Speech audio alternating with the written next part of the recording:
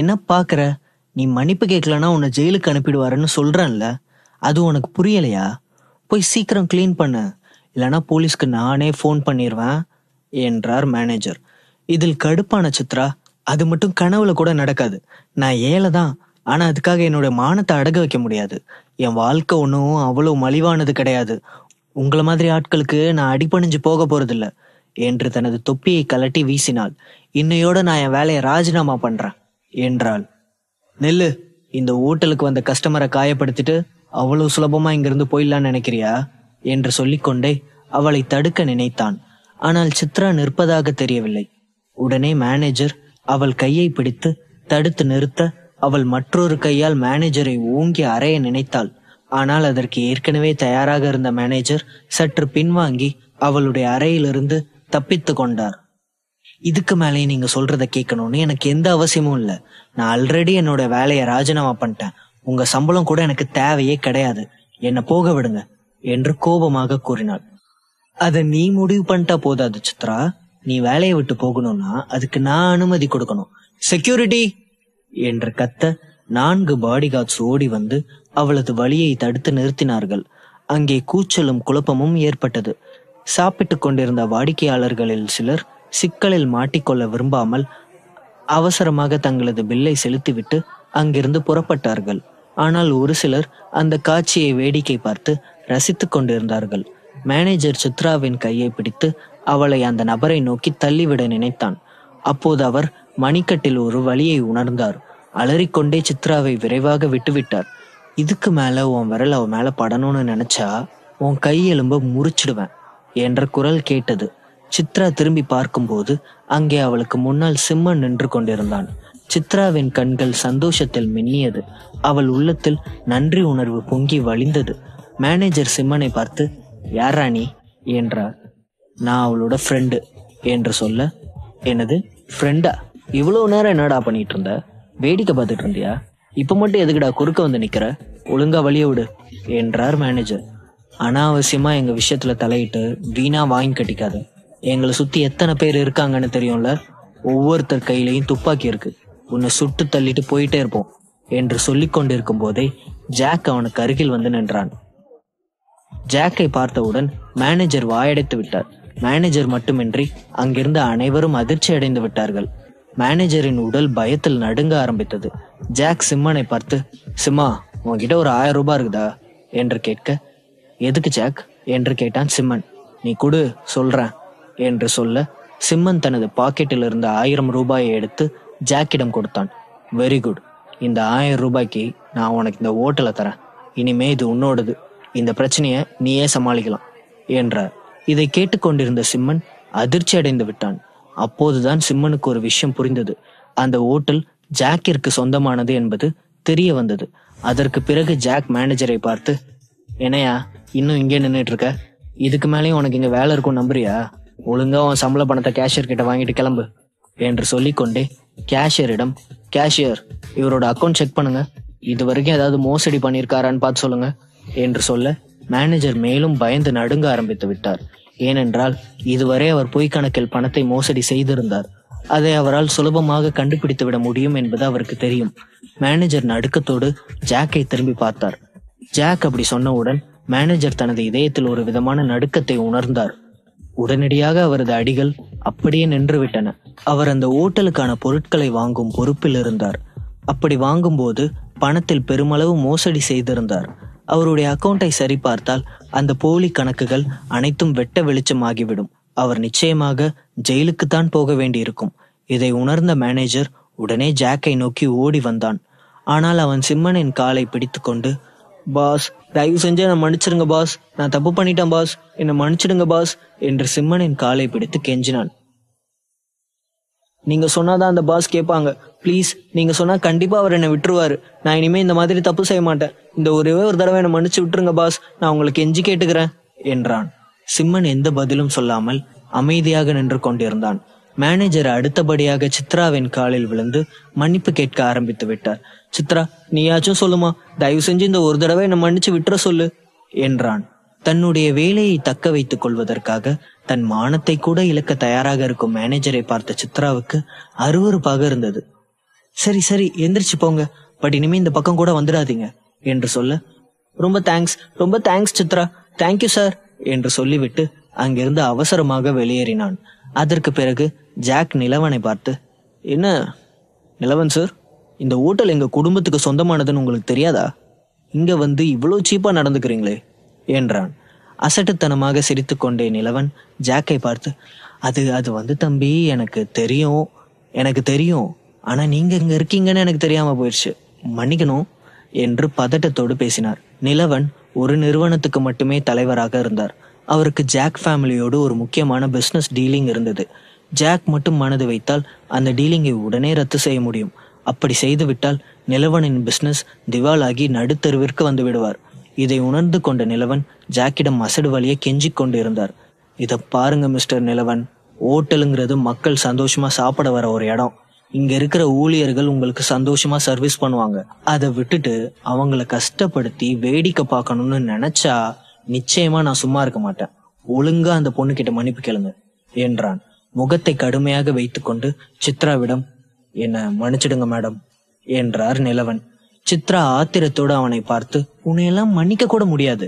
எதிர்காலத்துல இந்த மாதிரி ஒரு எண்ணம் உனக்கு வரவே கூடாது. அதே மீறி எந்த பொண்ணுகிட்டயாவது வாலாட்டணும்னு நினைச்சா உடனே உங்க அம்மாவை நினைச்சு பாரு. உங்க அம்மாவும் ஒரு பொண்ணு தானே. உனக்கு கஷ்டப்படுத்தணும்னு தோணுச்சுன்னா நீ அவங்க கிட்ட போ என்றாள். நிலவன் வெட்கத்தோடு தலையை குனிந்து கொண்டான். தொடரும். அவளுடைய வார்த்தைகள் மிகவும் கடுமையாக இருந்தது. நிலவன் அங்கிருந்து அவசரமாக புறப்பட்டு சென்று விட்டான்.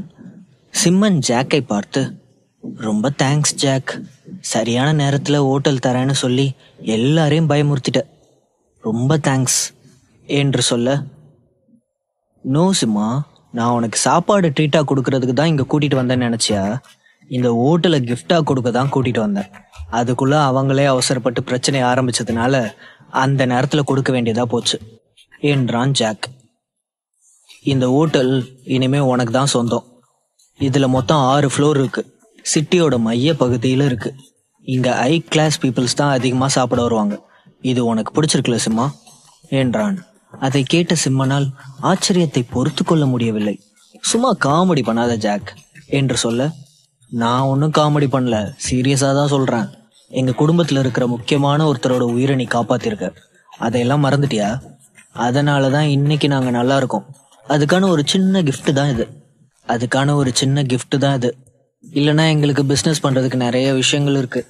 உனக்கு இதை கிஃப்டா கொடுக்கணும்னு தோணுச்சு, அவ்வளவுதான். எனக்காக இதை நீ ஏத்துக்கணும் என்று புன்னகையுடன் கூறினான். சரி, நான் உன்னோட பரிசை நிராகரிக்க போறது கிடையாது. ஆனா ஒரு சின்ன நிபந்தனை. இந்த ஹோட்டல்ல இருந்து வர லாபத்துல 50% ஷேரை நீ எடுத்துக்கணும் என்றான் சிம்மன். நோ சிம்மா, இந்த ஹோட்டலை நான் உனக்கு கொடுத்தாச்சு. இதுல வர லாபமும் உனக்கு தான் சொந்தம். இந்த ஹோட்டலை ஒன்றும் நான் உனக்கு சும்மா எடுத்து கொடுத்துடல. நீ காப்பாத்தின உயிரோட மதிப்பு என்னங்கிறது உனக்கே தெரியல. தயவு செஞ்சு நான் சொல்றத கேளு என்றான். அப்படின்னா இன்னொரு நிபந்தனை. இந்த ஹோட்டல்ல நான் மூலிகை போட்டு உணவு தயாரிக்க போறேன். அதுல உனக்கு சம்மதமா என்றான். அட்டகாசமான யோசனை. இந்த காலத்துல மக்கள் ஃபாஸ்ட் ஃபுட் அது இதுன்னு சாப்பிட்டு உடம்பு கெடுத்துக்கிறாங்க. நம்ம தமிழ் மருத்துவத்தை பொறுத்த வரைக்கும் உணவே பாதி மருந்துன்னு சொல்லுவாங்க. மறுபடியும் மூலிகைகளை போட்டு உணவு தயார் பண்ணினா நிச்சயமா நல்ல வரவேற்பு இருக்கும். அது மட்டும் இல்லாம இது எல்லாருக்கும் ரொம்பவே உதவியா இருக்கும் என்றான். சரி சிம்மா, இந்த ஹோட்டல் இனிமே உன்னோடது. நீயே பாத்துக்கோ, நான் புறப்படுறேன் என்று சொல்லிவிட்டு ஜாக் அங்கிருந்து சென்று விட்டான். அவன் சென்ற பிறகு சிம்மன் சித்ராவை திரும்பி பார்த்து, சித்ரா, உங்க அம்மா இப்ப எப்படி இருக்காங்க என்றான். நல்லா இருக்காங்க டாக்டர். அவங்க இன்னைக்கு நல்லா இருக்கிறதுக்கு காரணமே நீங்க தான்.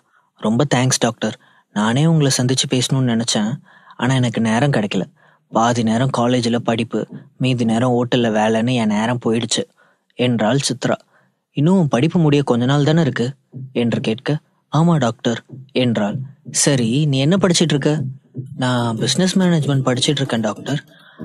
ஆனா எனக்கு இது வரைக்கும் அதுக்கு ஏற்ற மாதிரியான வேலை கிடைக்கல என்று பெருமூச்செறிந்தாள். சரி, நீ இங்கே வேலையில ஜாயின் பண்ணிக்கிறியா? இனிமே நீதான் இந்த ஹோட்டலோட மேனேஜர். இதுல உனக்கு சம்மதமா என்று கேட்க, அவள் கண்கள் கண்ணீரால் நிரம்பி வழிந்தது. டாக்டர், நீங்க நிஜமாதான் சொல்றீங்களா என்று கேட்க, ஆமா, நான் சீரியஸா தான் சொல்றேன். என் ஹோட்டல்ல வேலை செய்ய சம்மதமா இல்லையாங்கிறத நீ தான் சொல்லணும் என்றான். என்ன சார் இப்படி கேக்குறீங்க? இதுக்கு நான் கொடுத்து வச்சிருக்கணும் என்றாள் சித்ரா. சித்ரா நேர்மையான பெண் என்பதால் சிம்மன் அவளை மேனேஜராக அப்பாயிண்ட் செய்யலாம் என்று யோசித்தான். இன்னைக்கு ஹோட்டல் தற்காலிகமா மூடப்படும். இந்த விஷயத்த எல்லா ஊழியர்களுக்கும் தெரியப்படுத்துங்க சூப்பர்வைசர். நீங்க எல்லா ஊழியர்களுக்கும் 3 நாள் லீவ் கொடுத்துருங்க. இந்த ஹோட்டல்ல இருக்கிற மெனு லிஸ்ட்ல எல்லாம் நிறைய சேஞ்சஸ் இருக்க போகுது என்றான். சரி பாஸ், நான் உடனே போய் சொல்லிடுறேன் என்று மகிழ்ச்சியோடு அங்கிருந்து நகர்ந்தான். சித்ரா குழப்பத்தோடு நின்று கொண்டிருக்க சிம்மன் அவள் முகத்தை பார்த்து, என்னாச்சு சித்ரா, என்ன யோசனை என்றான். அதுக்கு, என்ன சார், நான் இன்னும் என் படிப்பே முடிக்கல. அது மட்டும் இல்லாம எனக்கு நிர்வாகத்துல எந்த எக்ஸ்பீரியன்ஸும் கிடையாது. இந்த ஹோட்டலை என்னால் நிர்வகிக்க முடியுமான்னு தெரியல. ஏதாவது தப்பு நடந்துருச்சுன்னா தயவு செஞ்சு என்ன குறை சொல்லாதீங்க சார் என்றாள். சித்ரா, நான் உன்னை தேர்ந்தெடுத்ததுக்கு காரணம் உன்னோட படிப்பு கிடையாது, உன்னோட நேர்மை. உன் படிப்பு முடியட்டும், அதுக்கப்புறம் நீங்க முழு நேரம் வேலை செய்யலாம். அது வரைக்கும் பார்ட் டைமா வேலை பாரு. எனக்கு உன் மேல முழு நம்பிக்கை இருக்கு என்று புன்னகையோடு கூறினான். என்ன டாக்டர் சிரிக்கிறீங்க? என்ன மாதிரி அனுபவம் இல்லாத பொண்ணை நம்பி இந்த ஹோட்டலை ஒப்படைக்கிறீங்க, உங்களுக்கு பயமா இல்லையா என்று சந்தேகத்தோடு அவனிடம் கேட்க, எனக்கு உன் மேல நிறைய நம்பிக்கை இருக்கு சித்ரா. உன்னோட நேர்மையே உன்னை மேல மேல கொண்டு போவோம் பாரு என்றான். நிச்சயமா உங்க நம்பிக்கையை நான் காப்பாற்றுவேன் டாக்டர் என்றாள். சரி சார், அப்ப நான் கிளம்புறேன் என்று சொல்லிவிட்டு அவள் அங்கிருந்து புறப்பட்டாள். சிறிது நேரம் யோசித்த சிம்மன் பேப்பரையும் பேனாவையும் வாங்கி அமைதியாக ஒரு மூலையில் அமர்ந்து சில உணவு வகைகளின் பெயரை எழுத ஆரம்பித்தான். சிம்மன் மூலிகைகளை கொண்டு உருவாக்கிய உணவுகள் அனைத்து வண்ணங்களிலும் வாசனைகளிலும் அருமையாக இருந்தது. இது தமிழ்நாட்டின் தனித்துவமான சமையல் முறையை கொண்டிருந்தது. இந்த மருத்துவ உணவுகள் இயற்கையாகவே சில நோய்களுக்கு சிகிச்சையாக அமைந்தது. அதே நேரம் அவை ஒரு குறிப்பிட்ட அளவு ஊட்டச்சத்தை கொண்டிருந்தது. மூலிகை உணவுகளை சுவைத்து பார்க்க பலதரப்பட்ட மக்களும் அந்த உணவகத்திற்கு வந்து குவிந்த வண்ணம் இருந்தார்கள். நாட்கள் மெல்ல மெல்ல நகர்ந்தது. மக்கள் பல்வேறு நோய்களால் பாதிக்கப்பட்டு மருத்துவமனைகளில் அனுமதிக்கப்பட்டனர். தங்களது ஆரோக்கியம் குறித்த விஷயத்தில் கவனம் செலுத்த தவறிய மக்கள் சிம்மன் ஆரம்பித்த மூலிகை உணவுகளை முயற்சி செய்ய தொடங்கினார்கள். அதே நேரம் சிம்மனின் ஓட்டலை பார்த்த பிறகு பல உணவகங்களிலும் இது போன்ற மருத்துவ உணவுகள் வழங்கப்பட ஆரம்பித்தது. பெரும்பாலும் அவை பதப்படுத்தப்பட்ட பொருட்களால் செய்யப்பட்டிருந்தது.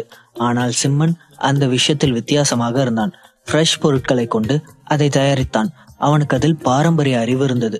தன் ஓட்டலில் வேலை செய்யும் ஊழியர்களுக்கு சம்பளத்தை உயர்த்தி கொடுத்தான். அவர்களுக்கு அவ்வப்போது ஓய்வும் கொடுத்தான். ஊழியர்கள் அனைவருக்கும் சிம்மனை மிகவும் பிடித்து விட்டது.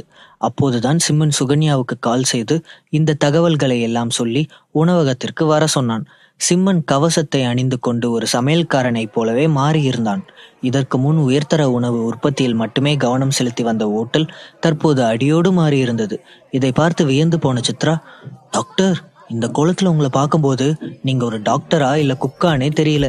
நீங்க செய்யற சாப்பாடு எவ்வளவு டேஸ்டா இருக்கு தெரியுமா என்று சொல்லிக்கொண்டே அவன் சமைத்த உணவுகளை எல்லாம் சுவைத்து பார்க்க ஆரம்பித்தாள். அவளுக்கு அந்த சமையல் மிகவும் பிடித்திருந்தது. அவளால் சிம்மனை பாராட்டாமல் இருக்க முடியவில்லை. மறுபக்கம் ஓநாய் கூட்டத்தினரின் பங்களாவில் பெண்கள் அனைவரும் கடுமையான பயிற்சிகளை மேற்கொண்டார்கள். அதிர்ஷ்டவசமாக பாக்கியஸ்ரீயும் சுபஸ்ரீயும் ஒரே அறையில் தான் தங்கியிருந்தார்கள். தொடரும். சித்ரா சிம்மன் சமைத்த உணவுகளை ஆசையோடு சுவைத்து கொண்டிருக்க சிம்மன் ஒரு கிண்ணத்தில் பச்சை வெள்ளை கஞ்சியை அவள் முன் வைத்தான். கஞ்சியின் பச்சை மற்றும் வெள்ளை நிறம் தெளிவாக பிரிக்கப்பட்டிருந்தது. சிம்மன் புத்திசாலித்தனமாக கஞ்சியின் 2 வெவ்வேறு வண்ணங்களை ஆர்ட்டின் வடிவமாக பிரித்திருந்தான். அது மிகவும் நேர்த்தியாக தோன்றியது. இது என்ன டாக்டர், ஆரோக்கியத்தை காக்கிற கஞ்சியா என்று சிரித்தபடி கேட்டுக்கொண்டே சித்ரா அதை ஸ்பூனில் எடுத்து சுவைத்தாள். அது மிகவும் சுவையாக இருந்தது. இது என்ன, மூலிகை கஞ்சியா என்று கேட்டுக்கொண்டே டிஷ்யூவால் தனது உதட்டை துடைத்து கொண்டாள். எஸ், நீ சாப்பிட்ட மாதிரி இன்னும் சில சிறப்பு உணவுகள் இந்த மூலிகை வகைகள்ல இருக்கு என்றான் சிம்மன். சித்ரா ஏற்கனவே இந்த உணவகத்தின் பிரம்மாண்ட திறப்பை எதிர்பார்த்து காத்து கொண்டிருந்தாள். இந்த நேரத்தில் கதவு திடீரென்று திறக்கப்பட்டது. ஒரு குரல் ஒலித்தது. சித்ரா, உங்களை பார்க்க யாரோ வந்திருக்காங்க என்று சொல்ல சித்ரா மட்டும் வெளியில் வந்து பார்த்தாள். அது அவளுடைய காதலன் வெற்றிவேல்தான். இன்று ஓட்டல் இயங்கவில்லை. உணவுகளின் மாதிரிகளை மட்டுமே செய்து பார்த்து கொண்டிருந்தார்கள். சித்ராவின் காதலன் அவளை பார்ப்பதற்காக அங்கே வந்து அவளுக்காக காத்திருந்தான். அவன் சித்ராவிடம் பணம் கேட்டு வந்திருந்தான். சித்ரா, நான் கூடிய சீக்கிரம் என் படிப்பு முடிக்க போறேன். நான் படிச்சு முடிச்சிட்டேன்னா உடனே ஏதாவது ஒரு ஹாஸ்பிட்டல்ல சேர்ந்து ஒர்க் பண்ண ஆரம்பிப்பேன். அதுக்கப்புறம் நானும் ஒரு டாக்டராகி காசு சம்பாதிக்க ஆரம்பிச்சிருவேன். அது வரைக்கும் நீ தான் எனக்கு ஹெல்ப் பண்ணணும் என்றான். வெரி குட் வெற்றி, நீ ஹாஸ்பிட்டலில் சேர்ந்து அங்கே நிறைய கற்றுக்கணும். ஹார்ட் ஒர்க் பண்ணினாதான் உன்னால் எதையுமே சீக்கிரமாக கற்றுக்க முடியும் என்றாள். கண்டிப்பாக சித்ரா, ஆனால் அதுக்கு நீ தான் மனசு வைக்கணும். இப்போ என் முன்னாடி ஒரு நல்ல வாய்ப்பு இருக்குது. நீ மட்டும் எனக்கு உதவி செஞ்சால் கண்டிப்பாக என்னால் டாக்டர் ஆக முடியும் என்றான். உனக்கு நான் என்ன உதவி செய்யணும் என்றாள் சித்ரா. நீ உடம்பு சரியில்லாமல் இருந்தப்போ ஒரு டாக்டர் ட்ரீட்மெண்ட் கொடுத்தாருல, அவருக்கு உன் மேலே இன்ட்ரெஸ்ட் இருக்குன்னு எனக்கு நல்லாவே தெரியும்.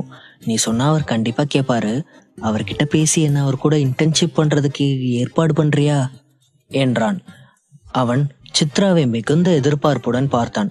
சித்ராவுக்கு அவனது வார்த்தைகள் கோபத்தை கொடுத்தது. ஆனால் அவன் அதை பற்றியெல்லாம் கவலைப்படுவதாக தெரியவில்லை. நான் ஒரு நல்ல டாக்டர் ஆனதுக்கப்புறம் உன்னையும் அம்மாவையும் நல்லா நடத்துவேன்னு சத்தியம் பண்ணுறேன் என்றான். எனக்கு கோவம் வரதுக்குள்ள நீ இங்கிருந்து போயிடு வெற்றி. நான் உன்னை திரும்பவும் இங்கே பார்க்கவே கூடாது என்று கோபமாக கூறினாள். அப்படின்னா நீ எனக்கு உதவி செய்ய போறது இல்லையா? நீ உதவி செய்யலைன்னா எனக்கு இந்த வாய்ப்பு கிடைக்காது. கண்டிப்பா என்னால் ஒரு டாக்டர் ஆக முடியாது. நீ நானும் லவ் பண்ணியிருக்கோம், அதெல்லாம் உன் மனசுல இல்லையா? என் மேல கருணை காட்டக்கூடாதா என்றாள். வேணாம் வெற்றி, கோவத்துல நான் ஏதாவது பண்றதுக்குள்ள ஒழுங்கு மரியாதை இங்கிருந்து ஓடிரு என்று சித்ரா ஆவேசத்துடன் கூறினாள். நீ இப்படி சொன்னா எப்படி சித்ரா? தயவு செஞ்சு எனக்கு உதவி பண்ணு. உனக்கு என் மேல லவ் இருந்தா தயவு செஞ்சு உதவி பண்ணு என்றான். அடச்சி, வாய மூடு. இதுக்கு பேர் தான் லவ்வா? என் முன்னாடி நிக்காம இங்கிருந்து வெளியே போயிடு என்றாள். ஏய் சித்ரா, ரொம்ப அப்பாவை மாதிரி நடிக்காத. நானும் நீயும் கிட்டத்தட்ட 1 வருஷமா லவ் பண்றோம். என் கை விரல் கூட உன் மேல பட்டதே இல்லை. ஆனா எனக்கு தெரியாம ரகசியமா நீ என்ன செய்யறன்னு எனக்கு தெரியாதுன்னு நினைச்சியா?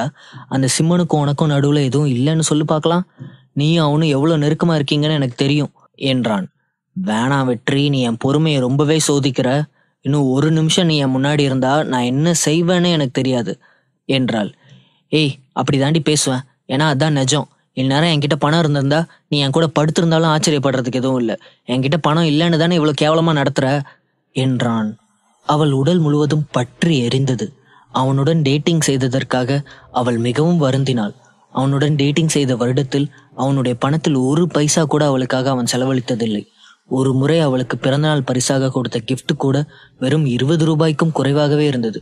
தன் தாயார் நோய்வாய்ப்பட்டிருந்த போது சிகிச்சை கட்டணத்திற்கு அதிக பணம் சம்பாதிக்க ஒரு நாளைக்கு பல பகுதி நேர வேலைகளை செய்ய தயாராக இருந்தாள். அவளுடைய உறவினர்கள் கூட அவனிடம் 1 பைசா கூட கேட்கவில்லை. இதையெல்லாம் நினைத்து பார்த்த சித்ராவின் கோபம் தலைக்கு ஏறியது. அவள் கோபத்தில் அலறிக்கொண்டே ஒரு டீபாட்டை எடுத்து அவன் தலையில் அடித்து உடைத்தாள். நல்ல வேளையாக அதன் உள்ளே இருந்த தேநீர் குளிர்ச்சியாக இருந்தது. இல்லையெனில் அதுவும் சேர்ந்து அவன் முகத்தை பதம் பார்த்திருக்கும். தன்னை அவதூறாக பேசுபவர்களுக்கு அவள் ஒரு மென்மையான இதயம் கொண்ட பெண் அல்ல என்பதை வெளிப்படுத்தினாள்.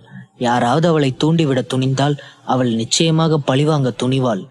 செக்யூரிட்டி, செக்யூரிட்டி, உங்க வெயிட்டர் என்ன அடிக்கிறா என்று வெற்றி ஆத்திரமடைந்து கத்தினான். அவன் வார்த்தைகளை முடிப்பதற்குள் சித்ரா மற்றொரு சூடான சூப்பின் கிண்ணத்தை எடுத்து அவனை நோக்கி வீசினாள். ஆ என்று அவன் அலறினான். அந்த சூடான சூப் அவனது காலில் தெரித்தது. அது மிகவும் சூடாக இருந்ததால் வால்டரின் கால் எரிந்தது. என்னாச்சு என்று கேட்டுக்கொண்டே பணியில் இருந்த 2 செக்யூரிட்டிகள் உள்ளே விரைந்தனர். உங்க ஹோட்டல்ல வேலை செய்யற வெயிட்ரு என்ன பண்ணி வச்சிருக்கான்னு பாருங்க. நான் அவன் மேல கேஸ் போட விரும்புறேன். அவளை உடனே அரெஸ்ட் பண்ணுங்க என்று கத்தினான். அவர்கள் இருவருக்கும் இடையே இருக்கும் உறவு அழிந்து விட்டதால் அவன் தனது உண்மையான சுயத்தை மறைக்க வேண்டிய அவசியம் இருக்கவில்லை. 2 பாதுகாவலர்களும் ஒருவரையொருவர் பார்த்து கொண்டனர். என்னடா பாக்குறீங்க? அவளை அரெஸ்ட் பண்ணுங்க. ஏன் எதுவும் பண்ணாம அப்படியே நிக்கிறீங்க? உங்களுக்கு காது கேட்கலையா? இல்ல இந்த பிரச்சனையை உங்க மேனேஜர் வரைக்கும் கொண்டு போகணுமா? உங்க மேனேஜர் வந்து சொன்னா கேட்பீங்கல்ல, அப்போ நீங்க இவளை கைது பண்ணுவீங்கல்ல என்றான். சார், இவங்க தான் எங்களோட புது மேனேஜர் என்றான் செக்யூரிட்டி. அதை கேட்ட வெற்றி அதிர்ச்சி அடைந்து விட்டான். வாட்? இவதான் உங்க மேனேஜரா என்றான். அவன் திகைத்து போனான். இந்த உணவகம் ஒரு உயர்தர உணவகமாக இருந்தது. அவள் உண்மையில் மேனேஜராக இருந்திருந்தால் அவளுடைய சம்பளம் மிகவும் அதிகமாக இருக்க வேண்டும். அவன் திடீரென்று தனது வார்த்தைகளுக்கு இப்போது வருத்தப்பட்டான். அவர்களின் செலவுகளுக்கு அவள் பணம் கொடுக்க தயாராக இருந்ததால் அடுத்த சில வருடங்கள் மருத்துவமனையில் பணிபுரியும் போது அவளது பணத்தை தொடர்ந்து செலவழிப்பது நன்றாக இருந்திருக்கும் என்று யோசித்தான். மன்னிக்கணும் சித்ரா, தயவு செஞ்சு என்னை மன்னிக்க முடியுமா? அவன் அவசரமாக தலைகுனிந்து அவளிடம் மன்னிப்பு கேட்டான். அவன் இந்த இடத்துல இருந்து வெளியேத்துங்க. சித்ரா ஓட்டுவது போல கையசைத்தாள். அவள் ஏற்கனவே மனமுடைந்து போயிருந்தாள். முதலில் வெற்றியுடன் டேட்டிங் செய்வதில் தவறான முடிவை எடுத்ததற்காக அவள் தன்னை வெறுத்தாள். என்னடி, ஒரு பணக்காரன் கிடைச்சதுனால நீ என்னை தள்ளி விடுறியா? நாம லவ் பண்ணதெல்லாம் மறந்துட்டியா என்று வெற்றி கத்தினான். அப்போது சிம்மன் திடீரென்று முன்வந்து வெற்றியை உதைத்தான். உன்ன மாதிரி ஒரு டாக்டரால மற்றவங்களுக்கு பிரச்சனை மட்டும்தான் என்று சிம்மன் கேலி செய்தான். வேண்டாம் சிம்மா, இன்னும் ஒரு தடவை நீ என்னை அடிச்சா கூட உடனே போலீஸ்க்கு கால் பண்ணிடுவேன் என்று அவன் சிம்மனை மிரட்டினான். தொடரும். சிம்மன் அவனை மீண்டும் மீண்டும் உதைத்தான். உன்ன மாதிரி ஆளுங்களால தான் டாக்டர் தொழிலுக்கே அவமானம். எந்த திறமையும் இல்லாத நீ எல்லாம் டாக்டர் ஆகவே கூடாது. உனக்கு பணம் தான் முக்கியம் என்று சொல்லிக்கொண்டு அவனை அடித்தான். வெற்றி தள்ளாடியபடி பின்வாங்கினான். சித்ரா சோகத்தோடு அமர்ந்திருந்தாள். முதல் முறையாக அவள் வெற்றியை மிகவும் வெறுத்தாள். சிம்மனும் வெற்றி போன்ற ஆட்களை தனது வாழ்க்கையில் மிகவும் வெறுத்தான். அவனிடம் பணமோ அதிகாரமோ இல்லை என்றாலும் ஒரு லட்சியத்தோடு இருந்தான். ஆனால் அதில் மூர்க்கத்தனமான விஷயம் என்னவென்றால், அவன் ஒரு பெண்ணை தனது தேவைக்காக பயன்படுத்தி கொள்ள நினைத்தான். அப்படி செய்ய நினைப்பவன் ஒரு மனிதனா என்ற கோபம் சிம்மனுக்கு வந்தது. செக்யூரிட்டி, இவனை உடனடியா இங்கிருந்து வெளியே அனுப்புங்க என்று சிம்மன் 2 பாதுகாப்பு காவலர்களையும் பார்த்து கூறினான். ஓகே பாஸ் என்று சொல்லிவிட்டு 2 செக்யூரிட்டிகளும் அவனை இழுத்து சென்று வெளியே தள்ளினார்கள். சிம்மன் மீண்டும் உள்ளே வந்தான்.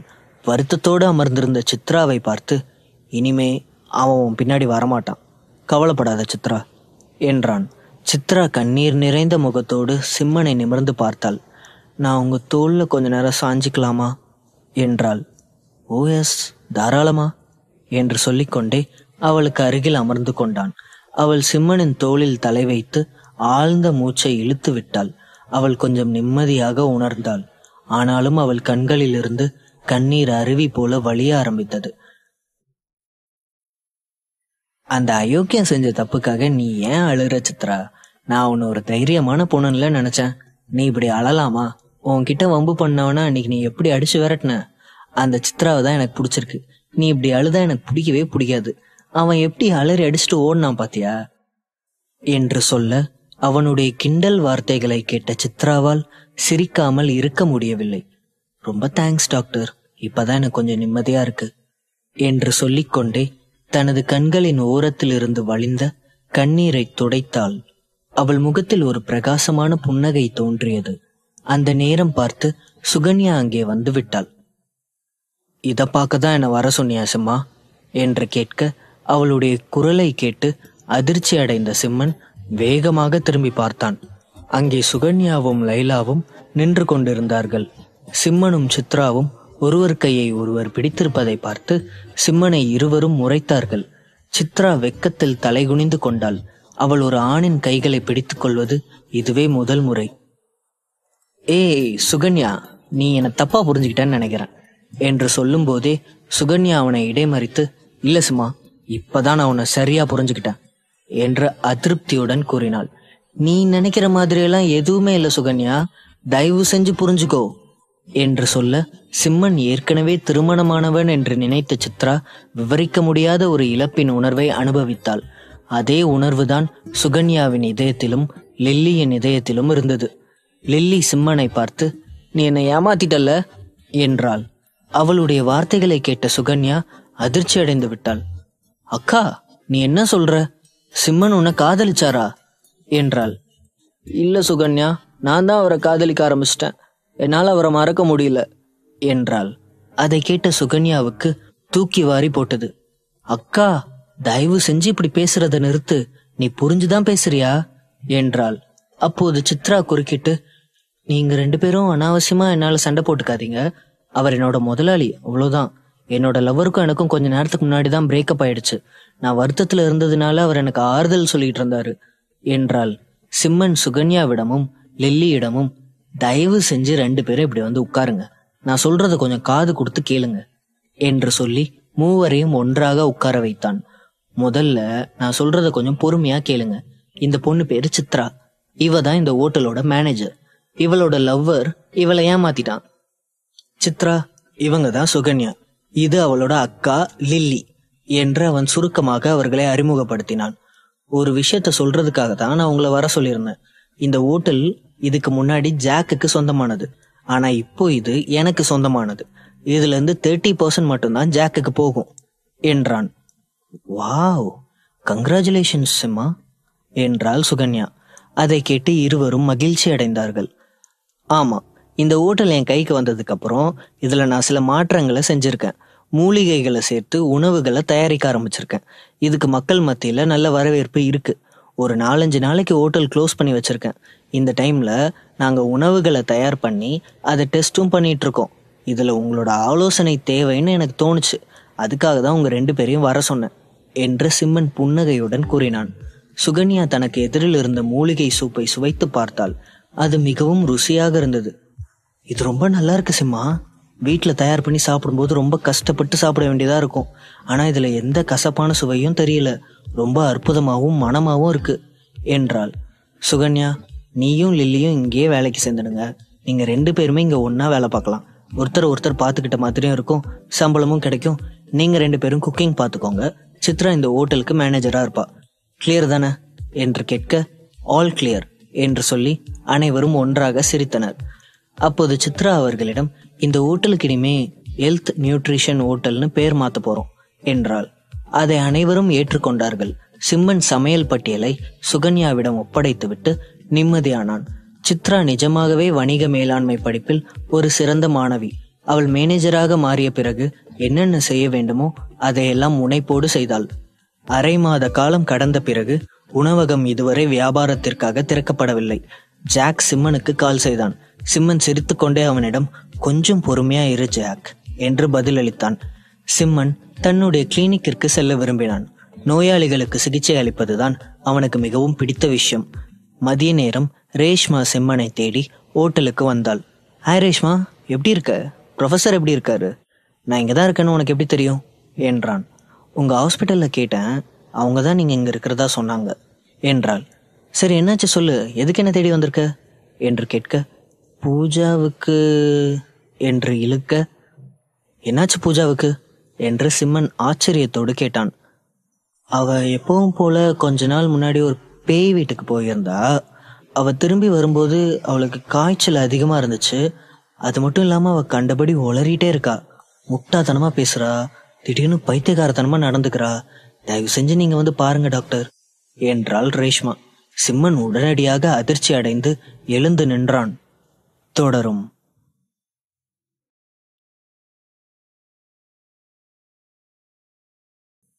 நீ என்ன சொல்ற ரேஷ்மா?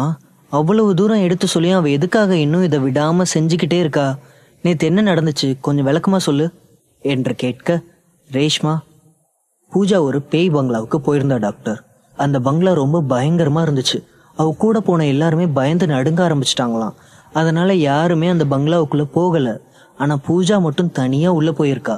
அதுல இருந்துதான் இப்படி ஆயிருக்கு என்றாள். என்ன ரேஷ்மா, விளையாடுறியா? நான் தான் உன்கிட்ட ஒரு தாயத்தை கொடுத்து அதை அவ கையில கட்டி விட சொன்னேன்ல, நீ அதை அவளுக்கு கொடுக்கலையா என்று சிம்மன் ஆச்சரியத்தோடு கேட்டான். கொடுக்காம இருப்பானா டாக்டர்? நீங்க தான் கொடுத்தீங்கன்னு தெரிஞ்சதும் அவ அந்த தாயத்தை சாக்கடையில தூக்கி போட்டுட்டா. அது மட்டும் இல்ல, உங்களை ஒரு ஏமாத்துக்காரன்னு சொல்லிட்டா என்றாள். ஓ மை காட், அதை நான் தான் கொடுத்தேன்னு நீ எதுக்காக அவகிட்ட சொன்ன? அவளுக்கு எனக்கும் நடுவுல சில மிஸ் அண்டர்ஸ்டாண்டிங் இருக்கு என்று சொல்ல, அது என்ன மிஸ் அண்டர்ஸ்டாண்டிங் டாக்டர் என்ற ஆர்வத்தோடு கேட்டாள். அதை பத்தி நான் இன்னொரு நாள் சொல்றேன் ரேஷ்மா. இப்போதைக்கு பூஜாவுக்கு என்னாச்சு பார்க்கலாம் வா என்று சொல்லி ரேஷ்மாவை அழைத்து கொண்டு காரில் புறப்பட்டான். பூஜா இப்ப எங்க இருக்கிறா? அவளோட அப்பா அம்மா எங்க இருக்காங்க என்றான் சிம்மன். பூஜா இப்போ தனியா தான் இருக்கா டாக்டர். அவ ஒரு லேடிஸ் ஹாஸ்டல்ல தங்கியிருக்கா. அவங்க அப்பாவும் அம்மாவும் ஒரு பிசினஸ் ட்ரிப்புக்காக வெளிநாட்டுக்கு போயிருக்காங்க என்றாள். அவங்க அப்பா அவ்வளோ பெரிய பிசினஸ் மேனா இருந்தா அவ எதுக்காக லேடிஸ் ஹாஸ்டல்ல தங்கணும் என்றான் சிம்மன். அது எனக்கு தெரியாது டாக்டர். அவ ஒரு பிசினஸ் மேனோட பொண்ணுன்னு என்னை தவிர யாருக்கும் தெரியாது என்றாள் ரேஷ்மா. பூஜா அறிவியல் மற்றும் தொழில்நுட்ப பல்கலைக்கழகத்தில் தொல்லியல் படித்து கொண்டிருந்தாள். அவள் ஒரு இளநிலை மாணவி.